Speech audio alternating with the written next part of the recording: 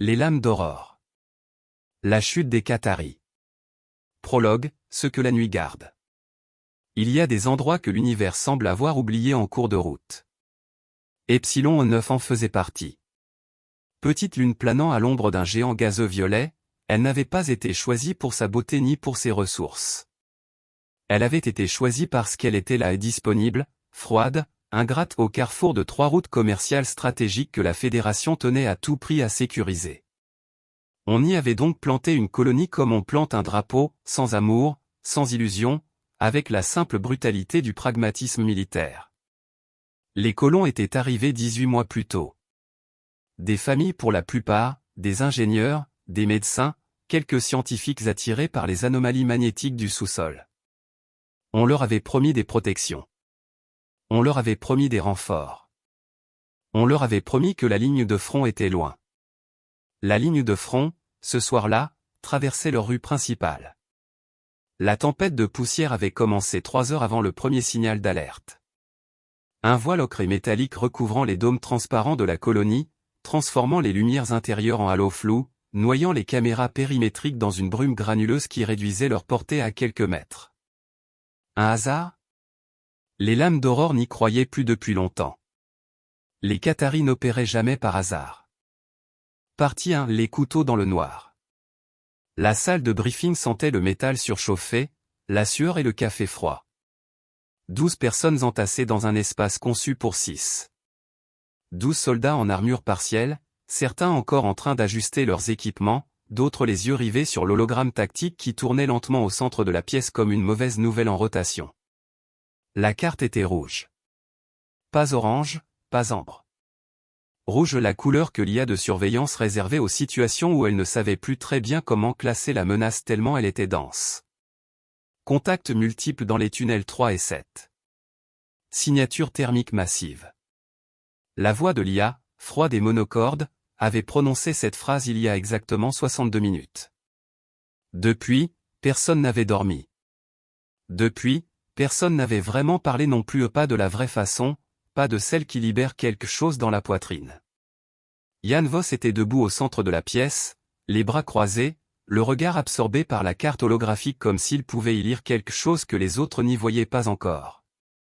Il avait 41 ans, mais en paraissait 10 de plus, non pas à cause des rides ou de la fatigue, mais à cause d'une certaine façon de tenir son corps, légèrement voûté sous le poids invisible de toutes les décisions qu'il avait déjà prises et de tous les hommes qu'il avait déjà perdus. Sergent Jan Voss. Vétéran des guerres de la ceinture.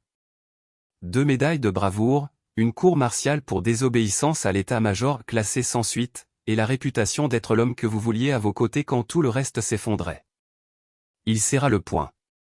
L'hologramme tactique explosa en détail, des lignes rouges pulsant le long des tunnels d'accès, des marqueurs indiquant les positions ennemies avec une précision qui aurait été rassurante si les nombres n'avaient pas été aussi monstrueusement élevés.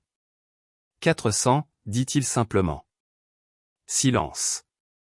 400, répéta-il, cette fois avec une légère inflexion, pas d'effroi, plutôt une forme de respect professionnel pour l'ampleur du problème. Peut-être plus. Les capteurs ont du mal à isoler les signatures individuelles avec cette densité. D'un Marot, assis à l'arrière sur une caisse de munitions retournée, laissa échapper un sifflement bas. Il était trapu, large d'épaules, avec des mains si grandes qu'il pouvait tenir 2 grenades dans chacune sans effort. Son sourire permanent, ce rictus légèrement tordu qui ne quittait jamais tout à fait son visage, s'était légèrement contracté à l'annonce du chiffre, mais n'avait pas disparu. Chez D'un Marot, le sourire ne disparaissait jamais vraiment.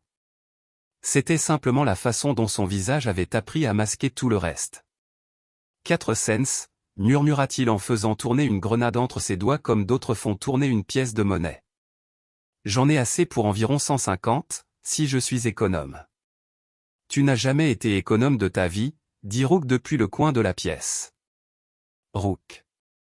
Personne ne connaissait son vrai nom, ou plutôt, personne ne l'avait encore demandé d'une façon qui appelle vraiment une réponse. Il était là depuis le début, depuis les premières missions de l'unité, présence silencieuse et efficace que Yann avait récupérée dans les ruines d'une unité d'élite dissoute après la bataille de Vega 3. Ce qu'il avait vécu là-bas, personne ne le savait. Ce qu'il avait fait pour survivre quand ses camarades ne l'avaient pas, personne ne posait la question. Il y avait des silences qui méritaient d'être respectés. Dans l'angle opposé, Tessa Niral repassait méthodiquement l'inventaire de son kit médical pour la 3e fois depuis le briefing. Chaque geste précis, mécanique, presque liturgique. Tessa avait été médecin, vraiment médecin, dans un hôpital civil, avec des patients réguliers et des horaires avant que la guerre ne la rattrape de la façon dont elle rattrapait toujours ceux qui croyaient lui avoir échappé. Sa fille avait 8 ans quelque part sur Kepler 2. Elle n'avait pas de photo d'elle dans son équipement. Elle disait que ça la distrayait. La vérité, qu'elle ne disait à personne, était que regarder ce visage avant une bataille lui rendait la possibilité de mourir insupportable, et que cette insupportabilité la ralentissait d'une fraction de seconde qu'elle ne pouvait pas se permettre. Jess Vera était le seul à ne pas regarder la carte. Il regardait son terminal, les doigts courant sur les touches avec cette vélocité légèrement obscène qui donnait aux autres l'impression de voir quelqu'un parler une autre langue à toute vitesse. 26 ans, le plus jeune de l'unité, des yeux noisettes qui ne manquaient presque rien malgré leur air perpétuellement endormi. Il avait intégré les Lames d'Aurore il y a 1 an, officiellement comme spécialiste en guerre électronique, officieusement parce que personne d'autre ne savait faire ce qu'il faisait, et que ce qu'il faisait avait déjà sauvé l'unité 3 fois sans que personne ne comprenne vraiment comment. J'ai une bonne et une mauvaise nouvelle, annonça Jess sans lever les yeux. Yann attendit. La bonne, les tunnels 3 et 7 convergent vers la place centrale avant de se séparer à nouveau. S'ils suivent leur schéma d'attaque habituel formation en coin, porteurs de boucliers en tête, ils vont se concentrer dans un espace d'environ 30 mètres de large pendant au moins 80 secondes. C'est une fenêtre. La mauvaise? Jess leva enfin les yeux. Son expression était calme, peut-être un peu trop calme pour quelqu'un qui allait annoncer ce qu'il s'apprêtait à annoncer. Ils ont amené un marcheur.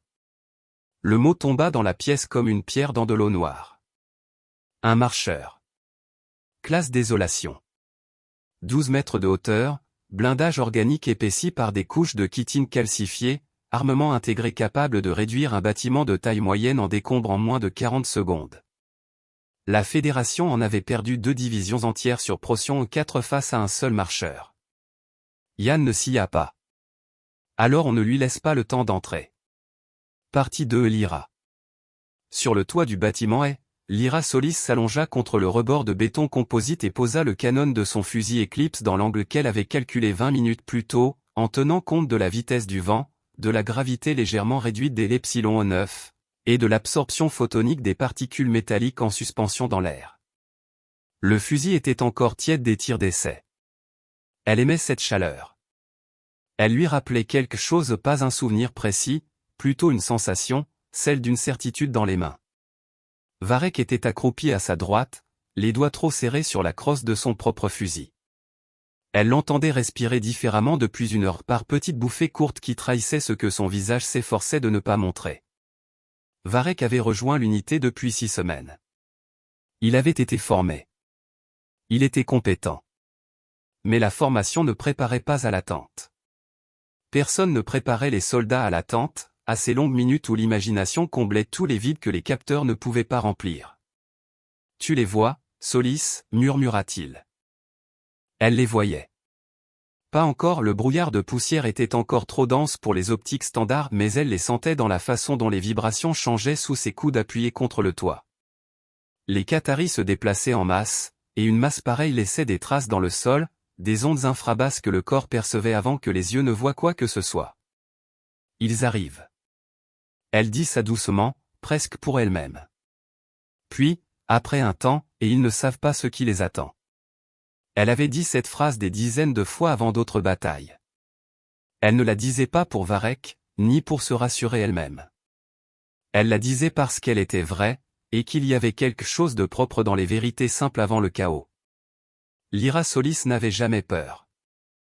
Ce n'était pas de la bravoure impliquait de surmonter quelque chose, un obstacle intérieur qu'on franchissait malgré tout. Non. Lyra n'avait simplement plus accès à cette partie d'elle-même depuis longtemps. Depuis Méridian Station. Depuis la nuit où la peur avait été si absolue, si totale, qu'elle avait brûlé tout le reste en se consumant, laissant derrière elle quelque chose de plus froid et de plus stable. Certains dans l'unité pensaient que ça la rendait dangereuse. Yann, lui, savait que ça la rendait irremplaçable.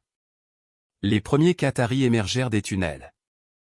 Ils vinrent comme une marée, non pas dans un rush chaotique mais avec cette organisation méthodique qui avait coûté à l'humanité ses premières guerres contre eux, les porteurs de boucliers en avant, leurs émetteurs d'énergie formant une paroi translucide de lumière bleutée, les combattants derrière, leurs armes organiques pointées vers toutes les directions à la fois.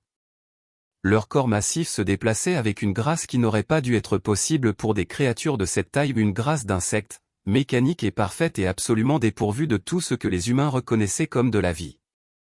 Leurs mandibules cliquetaient. Ce son. Lyra avait entendu des soldats craquer mentalement pour d'autres raisons que le danger lui-même, pour ce bruit, précisément. Un cliquetis rythmique, syncopé, qui glissait sous la peau et se logeait quelque part entre les omoplates comme une sensation de vermine. Les Qataris communiquaient ainsi, coordonnaient leurs mouvements, transmettaient des ordres à une vitesse que le langage articulé ne pouvait pas atteindre. Lyra inspira. Elle vida ses poumons lentement, laissant l'air s'échapper entre ses lèvres entr'ouvertes. Dans cet espace suspendu entre inspiration et expiration, là où le corps cesse un instant d'être en mouvement et devient quelque chose de presque minéral, elle aligna son œil sur la lunette. Le porteur de bouclier de tête. Œil composé droit. 312 mètres. Vent de 7 nœuds, légèrement de quart. Elle tira. La balle de MP eut une cartouche à impulsion électromagnétique concentrée, développée spécifiquement pour pénétrer les boucliers énergétiques Qataris en surchargeant leurs récepteurs, traversa la poussière en silence. Un silence trompeur, celui d'une chose qui va trop vite pour que l'air ait le temps de se plaindre. L'impact fut une explosion bleue, froide, silencieuse comme une étoile qui s'éteint. Le porteur de bouclier s'effondra. Son émetteur s'éteignit en spiralant vers le bas, et avec lui une section entière de la paroi protectrice, une brèche de 6 mètres dans le bouclier collectif, ouverte comme une blessure. Dit Lyra. Et derrière elle, Varek tira enfin, sa respiration toujours trop courte, ses mains toujours trop serrées, mais son œil bon, son instinct intact sous la peur. Les autres lames suivirent. La nuit s'embrasa. Partie 3. La physique de Dunmarrow. Dun aimait les explosions pour 2 raisons. La première, qu'il avouait volontiers, avec le sourire trop large d'un homme qui a appris à rire de ses propres abîmes, était esthétique. Une explosion bien calibrée était une chose belle. Un éclair de lumière parfaite, une onde de choc qui se propageait selon des règles absolues et implacables, la matière transformée en énergie avec une honnêteté que peu de choses dans l'univers pouvaient égaler. La seconde raison, qu'il n'avouait à personne, était plus sombre et plus vraie. Les explosions couvraient les cris. Dunmarrow avait grandi dans les mines de Callisto, dans des tunnels si étroits que vous deviez retenir votre souffle pour passer certains angles. Son père y était mort quand il avait 11 ans, une explosion mal calibrée, un ingénieur qui avait fait une erreur de calcul sur la charge. Dun avait passé les 10 années suivantes à apprendre à ne plus jamais faire cette erreur. À comprendre les explosifs de l'intérieur, dans leur logique la plus profonde, leur honnêteté mécanique. Et quelque part dans ce processus, quelque chose s'était retourné en lui, la peur était devenue fascination, le trauma était devenu maîtrise.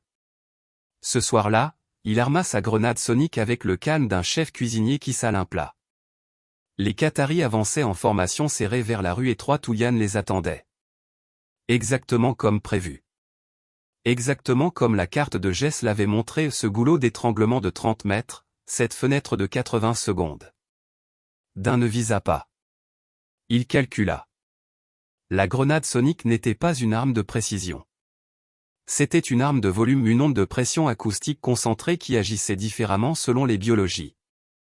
Pour un humain en armure, c'était une douleur brève et une désorientation momentanée. Pour un Qatari dont les organes auditifs, disposés le long de leur thorax, servaient également à l'équilibre et à la coordination des mouvements, c'était une catastrophe neurologique. Il lança l'engin. Feu. Le boom fut physique avant d'être sonore, une vague invisible qui traversa l'air et frappa les corps comme une main ouverte. Puis le son arriva, retardé d'une fraction de seconde, un grondement bas qui se transforma instantanément en quelque chose de plus aigu et de plus désagréable, une fréquence que les casques des lames filtraient automatiquement mais qui atteignit les Qataris dans toute sa brutalité. Ils tombèrent. Pas tous certains, les plus grands, les plus blindés, chancellent seulement. mais la majorité du groupe de tête s'effondra dans un chaos de membres articulés, leurs pattes se recroquevillant vers l'intérieur avec une vitesse et une synchronicité qui auraient été presque comiques si ce n'avait pas été aussi violent. Leurs cris et ces hurlements modulés qui n'avaient aucun équivalent dans le registre humain, quelque chose entre le grincement du métal et le cri de haute fréquence d'un animal blessé déchirèrent la nuit. Les survivants tirèrent au hasard. Des éclairs d'énergie jaune trouèrent l'obscurité dans toutes les directions, brûlant la façade du bâtiment à gauche, éventrant le sol à droite, atteignant d'autres Qataris dans la confusion. L'un d'eux frappa le mur derrière lequel Dain était accroupi et laissa une cicatrice vitrifiée de 50 cm de long. Il ne bougea pas. Il sortit une deuxième grenade, celle-là à fragmentation inverse, conçue pour projeter l'onde vers l'intérieur plutôt que vers l'extérieur, idéale pour les espaces confinés, et l'arma en sifflotant doucement. La prochaine fois, dit-il aux Qataris qui ne pouvaient pas l'entendre, essayez de vous disperser, les gars. Il lança la grenade. Partie 4. Jess et le langage de la peur. Jess Vera n'aimait pas se battre. Ce n'était pas de la lâcheté. Il avait essayé de l'expliquer une fois à Dain, qui avait haussé les épaules avec ce sourire impassible. Ce n'était pas qu'il ne pouvait pas se battre, il avait les réflexes, il avait la formation. C'était qu'il trouvait ça inefficace. Inefficace et bruyant et surtout imprévisible d'une façon qui l'irritait profondément. Jess aimait les systèmes. Il aimait comprendre comment quelque chose vraiment fonctionnait, dans ses rouages les plus intimes, et ensuite introduire précisément la perturbation qui le ferait dérailler. Les Qataris étaient un système. Un système biologique et social d'une complexité remarquable, certes, mais un système quand même. Avec des hiérarchies, des signaux, des réponses conditionnées. Avec des peurs. Il était assis dans l'angle le plus sombre du bâtiment central, adossé à un mur de béton, son terminal sur les genoux, 2 écrans supplémentaires déployés autour de lui comme des ailes de verre lumineux. Son drone, une petite sphère noire pas plus grande que son poing, qu'il avait baptisé « Reine », avec l'humour légèrement sinistre qui lui était propre, tourné au-dessus du champ de bataille à une altitude calculée pour rester hors de portée des capteurs Qataris tout en maintenant une couverture maximale. « Allez, ma belle, chante pour eux. » Il activa la diffusion. Le signal qu'il avait passé 3 semaines à synthétiser dans ses heures libres, non pas en laboratoire, mais assis dans son couchage, les écouteurs sur les oreilles, écoutant et réécoutant les enregistrements de communication Qataris capturés lors des batailles précédentes, était une masterpièce de manipulation biologique. Un mélange de phéromones synthétiques projetés en micronébulisation par les buses latérales du drone, et de signaux acoustiques modulés sur les fréquences exactes utilisées par les reines Qataris pour transmettre 2 messages spécifiques. Le premier, danger imminent venant de l'intérieur du groupe. Le second, abandon de formation, retraite d'urgence. Ces 2 signaux, émis simultanément dans un ratio précis, créaient une contradiction que le système neurologique Qatari ne pouvait pas résoudre. Une impasse cognitive. Le résultat, il l'avait théorisé. Ce qu'il voyait maintenant sur les écrans confirmait sa théorie avec une précision qui lui procura une satisfaction profonde, presque physique. Les Qataris devenaient fous. Pas tous à la fois, la diffusion fonctionnait par vagues, selon les courants d'air que Jess avait cartographiés précisément pendant l'heure d'attente.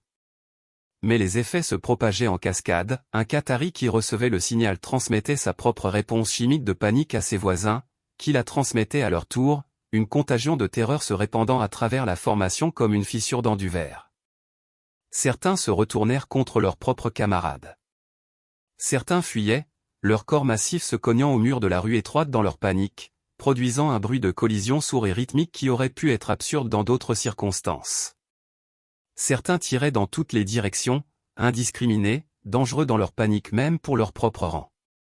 Jess observa tout cela sur ses écrans avec la satisfaction tranquille d'un musicien qui entend son orchestre jouer la pièce exactement comme il l'a écrite. La peur, murmura-t-il pour lui-même, est une arme bien plus puissante que n'importe quel fusil. Puis son regard glissa vers le coin inférieur droit de son écran principal, l'écran de surveillance des capteurs périmètre, et ce qu'il vit le fit se redresser brusquement. Le marcheur. Il n'avait pas encore émergé. Il était encore dans le tunnel 7, cette masse de 12 mètres que les capteurs sismiques représentaient comme une anomalie de densité se déplaçant lentement, inexorablement, vers l'entrée du tunnel. Les explosions de Dain, La panique qu'il avait semée, rien de tout cela ne l'avait ralenti. Peut-être même pas atteint. Les marcheurs ne paniquaient pas. Les marcheurs ne recevaient pas les signaux phéromonaux des unités ordinaires. Les marcheurs étaient des castes à part entière, neurologiquement isolés du reste de l'SM, précisément pour qu'aucune panique collective ne puisse les atteindre. Jess activa son canal direct avec Yann. « Problème, dit-il simplement. Partie 5. Yann Voss est le chef. » Yann reçut le message de Jess exactement au moment où il enfonçait sa lame monofilament dans le 3e Qatari de la soirée. Il ne s'arrêta pas. Il termina le mouvement à lame rentrée, pivot, genou plié pour absorber le contre-coup de l'exosquelette Titan 5 qui amplifiait chaque geste avec une précision hydraulique légèrement en avance sur l'intention puis recula d'un pas et écouta le rapport de Jess en observant le champ de bataille. Le marcheur allait sortir dans moins de 2 minutes. Yann calcula rapidement. Les options s'organisaient dans son esprit avec cette vitesse froide et systématique qu'il avait fait survivre là où d'autres, plus rapides ou plus forts, étaient morts. Il n'avait rien capable de percer le blindage d'un marcheur en conditions de terrain. Les canons anti-blindage étaient dans le dépôt de la colonie, au nord trop loin. Les grenades de Dain seraient absorbées par la chitine sans dommage significatif. Ce qui laissait une option. Une seule. Et elle était mauvaise. « Rook, dit-il dans son casque, position. Derrière vous. » Yann se retourna. Rook était effectivement là à 2 mètres derrière lui, apparu de nulle part avec ce don qu'il avait de se fondre dans les angles morts de la perception, d'occuper l'espace entre les regards. Son couteau vibrant était couvert d'une humeur sombre et iridescente qui n'était pas du sang humain. Il regardait Yann avec cette expression particulière qu'il avait pas d'attente, pas d'impatience, juste une présence totale, une disponibilité absolue. Le marcheur sort dans moins de 2 minutes. Les conduits de refroidissement de ses armes intégrées sont dans la nuque, c'est le seul point non blindé. Rook baissa les yeux sur son couteau. Il faut s'en approcher à moins de 2 mètres. Je sais. Rook. Je sais, Yann. Ce n'était pas de la témérité. Yann le savait. Rook ne faisait jamais rien par témérité. Il calculait différemment des autres, pas moins bien, juste avec des paramètres différents, où sa propre vie avait une valeur pondérée par des facteurs que personne d'autre ne connaissait vraiment. Ce qu'il s'était passé à Vega 3 avait laissé des traces. « Tu ne feras pas ça seul, » dit Yann. Avant que Rook puisse répondre, le sol trembla. Le marcheur venait de sortir du tunnel. Partit-il le marcheur? Il était plus grand en vrai que sur les capteurs. 12 mètres de hauteur, et cette hauteur semblait se multiplier parce qu'il ne se déplaçait pas comme quelque chose de vivant devrait se déplacer et il avançait avec une régularité mécanique qui rendait sa masse plus menaçante encore, chaque pas calculé, chaque mouvement économe. Sa chitine eut une armure organique développée sur des millions d'années d'évolution sur un monde de prédateurs bien plus grand que lui. Il réfléchissait les éclairs d'énergie des combats environnants en milliers de reflets fractales, comme si la créature était faite de nuit et de miroirs brisés. Ses yeux 4 paires, distribués en arc autour de sa tête plate, s'activèrent dans le spectre infrarouge simultanément. Il vit tout. Il vit Dain qui armait une grenade à 40 mètres à sa gauche. Il vit Lyra qui changeait de position sur le toit. Il vit Jess et le drone. Il vit Tessa qui traînait un soldat blessé derrière une barricade. Il vit Yann et Rook qui se regardaient avec cette communication muette des gens qui ont décidé quelque chose d'irréversible.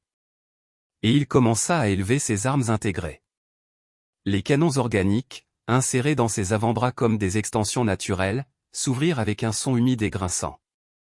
Une charge d'énergie commença à s'accumuler et visible à l'œil nu, une lueur jaune intense qui pulsait dans les ouvertures avec un rythme qui s'accélérait. Dain lança sa grenade. Elle rebondit sur le flanc du marcheur et explosa dans une gerbe d'éclats et de chaleur qui laissa une marque noire sur la chitine, une marque noire, pas une brèche. Le marcheur ne bougea pas. Il pivota de 3 degrés et pointa ses canons vers Dain. Ce fut Tessa qui sauva la situation. Tessa, qui n'était pas une combattante au sens strict, qui portait un kit médical plutôt qu'une arme de gros calibre, qui avait quitté un hôpital civil et qui pensait à sa fille de 8 ans chaque fois qu'elle pensait à mourir. Tessa, qui dans les 2 semaines suivant sa première bataille avait observé les Qataris avec la patience méthodique d'une scientifique et avait remarqué quelque chose. Les marcheurs avaient peur du feu. Pas d'une façon qui les immobilisait ou les paralysait, rien n'immobilisait un marcheur. Mais d'une façon qui les déstabilisait, qui créait un moment d'hésitation, une fraction de seconde où leur programme d'attaque se recalculait. Elle sortit de derrière sa barricade, le bras tendu, et lança la torche thermique qu'elle gardait toujours dans son kit pour les chirurgies d'urgence sur le terrain, un outil médical, pas une arme, mais une flamme de 1000 degrés Celsius qui s'épanouit dans la nuit comme une petite étoile. Elle la lança vers le visage du marcheur. Le marcheur recula d'un pas. Un seul pas. Une fraction de seconde. Ce fut suffisant. Rook disparut dans le mouvement avec la fluidité d'une ombre qui décide de bouger. Personne ne put dire exactement comment il traversa l'espace entre sa position et la nuque du marcheur. Les images de surveillance, révisées plus tard, montrèrent une trajectoire qui semblait défier les géométries normales du corps humain en mouvement. Il courait le long du mur, sautait, s'accrochait à la texture rugueuse de la chitine, montait. Le marcheur sentit quelque chose et commença à se retourner. Rook atteignit la nuque. Son couteau vibrant et calibré pour trancher les structures moléculaires organisées selon des fréquences spécifiques trouva le conduit de refroidissement exactement où Yann l'avait indiqué. La lame s'enfonça. Rook tourna le poignet. Le système d'armement du marcheur, privé de refroidissement, commença à surcharger. Il y eut 3 secondes. 3 secondes pendant lesquelles le marcheur se débattit, essayant d'atteindre Rook toujours accroché à sa nuque, ses bras massifs fouettant l'air derrière lui avec une précision décroissante alors que la chaleur se répandait dans ses circuits organiques. « Rook, saute !» cria Yann. Rook sauta. Il tomba de 9 mètres, roula, et l'exosquelette partiel qu'il portait absorba l'impact au prix d'une fracture de son avant-bras gauche qu'il ne remarqua pas ou ne signala pas. Il était déjà debout, à l'abri derrière une barricade, quand le marcheur explosa. Pas une explosion ordinaire. Une détonation interne, les armes organiques du marcheur libérant simultanément toute leur charge stockée, une tempête de lumière et d'énergie concentrée qui projeta des fragments de chitine dans toutes les directions. La déflagration renversa tout ce qui se trouvait dans un rayon de 20 mètres. Les murs de la rue étroite absorbèrent l'essentiel du souffle mais plusieurs lames furent projetées au sol, hébétées, les oreilles sonnantes malgré leur casque. Quand la lumière retomba, un cratère fumant de 2 mètres de diamètre marquait l'emplacement où se tenait le marcheur. Le silence qui suivit dura exactement 4 secondes. Puis d'un maraud allongé sur le dos à 15 mètres de là, les cheveux légèrement grillés, une estafilade de sang sur le front leva un poing en l'air et déclara, d'une voix rendue rauque par la pression de l'explosion, « Bien. » Partie 7. La dernière danse. Ce qui restait de la horde qatari peut-être un tiers de l'effectif initial, les plus rapides, les moins touchés par la grenade sonique ou par la panique induite par Jess ne chargea pas. Ils s'arrêtèrent. Yann les vit s'arrêter, et pendant une fraction de seconde qui lui parut étonnamment longue, il se demanda si c'était une tactique. Si c'était le prélude à quelque chose de nouveau, quelque chose qu'il n'avait pas anticipé. Puis il comprit. Ils hésitaient. Les Qataris n'hésitaient jamais. Leur structure sociale, leur biologie, leur mode de cognition collective rendait l'hésitation littéralement impossible. Un Qatari en formation d'attaque était incapable de douter parce que le doute aurait dû traverser toute la hiérarchie de décision de l'ESM avant de revenir sous forme d'ordre modifié. Et à cette échelle de temps, la bataille serait déjà terminée. Mais là, ils hésitaient. Le signal de Jess avait semé le désordre. Les grenades de Dain avaient brisé la formation. Lyra avait décimé les porteurs de boucliers. Et maintenant le marcheur, leur élément de certitude absolue, leur garantie de victoire était un cratère fumant dans la rue. Yann avança. Il avança vers eux seul, au début, au centre de la rue, son exosquelette bruissant doucement dans le silence retrouvé. Il n'avançait pas vite. Il n'avançait pas en courant. Il marchait, chaque pas délibéré, et dans ce mouvement calculé il y avait quelque chose qui communiquait mieux qu'une charge, quelque chose qui disait « Je n'ai pas peur de vous ». Je n'ai jamais eu peur de vous, et si vous restez là je viendrai jusqu'à vous l'un après l'autre. Derrière lui, il entendit les autres se relever. Lyra descendit du toit non par l'échelle, mais en sautant sur le avant-toit inférieur puis au sol, une main sur son fusil, l'autre libre. D'un ramassa sa dernière grenade et se mit à avancer à la gauche de Yann en sifflotant doucement. Rook apparut à la droite, son couteau vibrant encore actif, son bras gauche légèrement anormal dans sa façon de bouger fracturé, mais fonctionnel. Tessa ferma la colonne, son kit médical en bandoulière, sa torche thermique toujours dans la main droite. Et Jess qui n'aimait pas se battre, Jess qui préférait les écrans et les codes et les fréquences, Jess coupa son terminal, plia ses écrans, et se releva et rejoignit la ligne. La ligne des lames d'aurore. Les Qataris reculèrent. Pas tous à la fois, pas dans un mouvement ordonné. Individuellement, puis par petits groupes, leur formation se délitant, leurs signaux phéromonotiques se brouillant à nouveau alors que la panique rampait dans les rangs. Certains pivotèrent et coururent.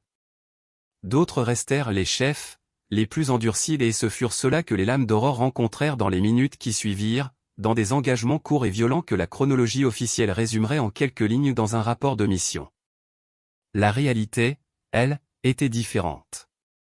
La réalité était Yann qui parait un coup de griffe du chef qatari restant une créature de 2 mètres et demi, ses yeux jaunes brillant d'une intelligence qui n'était pas celle d'un animal mais quelque chose d'autre, quelque chose que Yann reconnut comme de la conscience, et qui enfonça sa lame monofilament dans la jointure de la créature en disant doucement, presque en confidence, « Tu es rapide.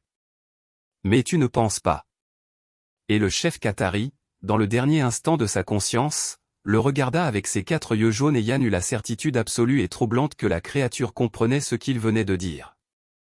Un craquement. Un hurlement modulé. Puis le silence. Épilogue. Sous la lune froide. 22 minutes après le premier signal d'alerte. Ce qui avait été une horde de plusieurs centaines de Qataris était maintenant un champ de corps immobiles sous la poussière métallique des Epsilon 9, et les quelques survivants disparaissaient dans l'obscurité de la plaine, leurs cris résonnant dans le vent froid puis s'estompant, puis s'éteignant. Les lames d'aurore se retrouvèrent dans la rue principale. Tessa s'occupait de l'avant-bras de Rook, une fracture double du radius, qu'elle immobilisa avec une efficacité calme tout en lui injectant un analgésique de 3e génération. Il ne dit rien pendant la procédure. Quand elle termina, il hocha la tête d'un geste bref qui, de sa part, équivalait à un long discours de gratitude. D'un s'assit sur un débris de mur et essuya le sang sur son front. Il regarda la traînée rouge sur le dos de sa main comme s'il découvrait quelque chose d'inattendu. Puis il haussa les épaules et passa à autre chose. Lyra Solis rangea son fusil. Elle fit le geste lentement, méthodiquement, le même geste qu'après chaque mission, retirer le chargeur, vérifier la chambre, refermer et son visage, pendant ce geste répété, eut une expression que personne dans l'unité n'avait jamais vraiment réussi à déchiffrer. Pas de la satisfaction. Pas du soulagement. Quelque chose de plus neutre et de plus profond, comme quelqu'un qui vérifie que le monde est encore en ordre et le trouve conforme à ses attentes. Dommage, dit-elle, regardant les corps. J'aurais aimé en garder un vivant. D'un éclata d'un rire bref, sincère, légèrement épuisé. Pourquoi faire? Un animal de compagnie? Pour comprendre, dit Lyra. Silence. Jess alluma une cigarette électronique et il avait arrêté les vrais il y a 1 an, mais gardait toujours l'objet, la gestuelle, l'habitude du geste s'il n'était plus le contenu. Il expira une vapeur froide et regarda les corps avec cet air pensif et légèrement absent qui était son expression par défaut quand il n'était pas concentré sur un problème. Trop facile, murmura-t-il. Et dans ce murmure, il n'y avait pas de vantardise et il y avait quelque chose d'autre, quelque chose que les autres entendirent parce que la même pensée les traversait tous en même temps, sous des formes différentes. Trop facile. 4 Sens Qatari. Un marcheur. Et ils étaient 12. Yann Voss ne dit rien pendant plusieurs secondes. Il regardait l'horizon et les plaines des Epsilon 9 qui disparaissaient dans l'obscurité et la poussière, les dernières ombres des fuyards qui s'estompaient, le géant gazeux violet suspendu au-dessus de tout cela comme un œil qui observait. Il pensait au chef qatari. À cet instant de compréhension dans les yeux jaunes. Les Qataris ne menaient pas des raids sans raison. Pas des raids de cette taille, avec un marcheur. Ce n'était pas une attaque d'opportunité. C'était une reconnaissance en force, le type d'opération qu'on lance quand on veut tester les défenses d'un objectif qu'on prévoit d'attaquer sérieusement. Ce n'était pas la bataille. C'était la répétition. La prochaine fois, dit-il enfin, et sa voix était calme mais portait quelque chose en dessous, une tension que tous les membres de l'unité reconnurent immédiatement parce qu'ils avaient appris à la lire comme un signal, on sera prêt avant même qu'ils émergent. Il se retourna vers son équipe. 12 visages. 12 survivants. Certains blessés, certains épuisés, tous debout. Jess. Sergent. Je veux une analyse complète des patterns de communication qatari enregistrés ce soir. Fréquence, signature, variante. Et je veux savoir ce que le chef transmettait dans les 30 secondes avant que je l'aie. Jess ne demanda pas pourquoi. Il hocha simplement la tête et ralluma son terminal. Yann regarda à nouveau l'horizon. Quelque part là-bas, dans l'obscurité au-delà des plaines de poussière métallique, quelque chose attendait. Quelque chose qui avait observé cette nuit avec les mêmes yeux froids que ceux du chef qui avait mesuré, calculé, enregistré. Quelque chose qui tirait des conclusions. Il pensa aux 40 000 colons des Epsilon 9. Il pensa aux routes commerciales que la Lune était censée protéger. Il pensa aux rapports qu'il avait lus classifiés, fragmentaires, souvent contradictoires sur les récentes activités qatari dans le secteur, sur les planètes qui avaient cessé de répondre, sur les expéditions de reconnaissance qui n'étaient jamais revenues. Il pensa à quelque chose que le vieux colonel As lui avait dit, il y a 6 ans, lors d'une retraite stratégique sur Cérès qui aurait dû s'appeler une déroute mais que les rapports officiels avaient appelé différemment, les Qataris ne se retirent pas quand ils ont perdu. Ils se retirent quand ils ont appris ce qu'ils voulaient savoir. Sous la lune froide des Epsilon 9, les lames d'aurore se tinrent debout. Vivants. Victorieux. Et plus conscients que jamais que cette victoire avait un prix qu'ils n'avaient pas encore fini de payer. La nuit n'était pas terminée. Elle ne faisait que commencer. Du côté de l'ESM qatari. Il n'en revint qu'un seul. Un éclaireur, la chitine brûlée, 2 membres hors d'usage, qui rampa 3 heures dans la poussière métallique avant d'être hissé à bord du vaisseau mère. Ce qu'il transmit en séquence phéromonale codée que nulle langue humaine n'aurait pu transcrire fidèlement plongea la salle de commandement qatari dans un silence inhabituel. L'archonte de l'ESM, si ancien que sa chitine avait viré au blanc ivoire, resta immobile plusieurs minutes. Puis il révisa officiellement la classification de l'espèce humaine dans la taxonomie qatari. Depuis 140 ans, les humains y portaient un terme composite signifiant durée de vie courte, ossature insuffisante, vulnérabilité thermique, le mot réservé aux organismes de proie. L'archonte l'effaça. Il le remplaça par un autre, rarissime dans leur lexique, réservé aux entités qui avaient démontré contre toute attente biologique une capacité à transformer leur faiblesse en arme. Le mot n'avait pas d'équivalent humain parfait. Le plus proche aurait été « ceux qui apprennent à mordre ». Le rapport de Jan Vos traversa la Fédération comme une onde de choc silencieuse. Reclassifié priorité Oméga 1 en moins de 6 heures, il atterrit devant le Conseil de sécurité en session plénière d'urgence. Le général Valentin posa son terminal sur la table et laissa les chiffres parler seuls, 12 soldats. Un marcheur classe désolation. 423 Qataris. Pertes humaines, une fracture. Personne ne dit rien pendant plusieurs secondes. Dans les colonies, la nouvelle filtrait déjà déformée, amplifiée, mais fidèle dans son essence. Des gens normaux, pas une armada. Des gens qui avaient regardé les SEM dans les yeux et n'avaient pas bougé. Dans les ambassades qatari, les vétérans du corps diplomatique notèrent quelque chose d'inhabituel. Les attachés qataris avaient cessé de s'incliner légèrement en avant devant les représentants humains de cette inclinaison de quelques degrés qui, dans leur grammaire corporelle, signifiait la présence d'un organisme de rang inférieur.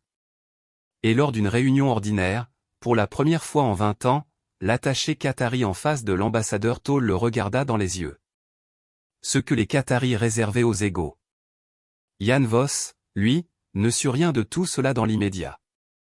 Il sut pour sa fille quand Tessa lui montra le dessin transmis par relais civil, fait à la main représentant 12 silhouettes debout sous une lune jaune. En dessous, en lettres d'enfant laborieuses, maman les a arrêtés. Tessa le plia et le glissa dans le compartiment de sa veste, celui qu'elle gardait vide habituellement, pour ne pas être ralenti. Yann regarda l'horizon des Epsilon 9. Il pensa au chef Qatari. Aux yeux jaunes qui avaient compris. L'humanité n'avait pas gagné cette nuit-là parce qu'elle était puissante. Elle avait gagné parce qu'elle était imprévisible et l'imprévisibilité, contre une espèce fonctionnant sur la certitude collective, était peut-être la seule arme qui comptait vraiment. La fissure était réelle. Et si les SEM pouvaient douter, alors l'humanité n'avait jamais été condamnée. Elle était simplement, depuis toujours, en train d'apprendre à mordre. Nous n'avons pas gagné parce que nous étions plus grands. Nous avons gagné parce que nous n'avons pas accepté d'être plus petits. Jan Vos, témoignage devant le Conseil de sécurité, 60 jours après Epsilon 9. À suivre, l'œil de l'ESM, les lames d'aurore, épisode 2, fin du premier épisode.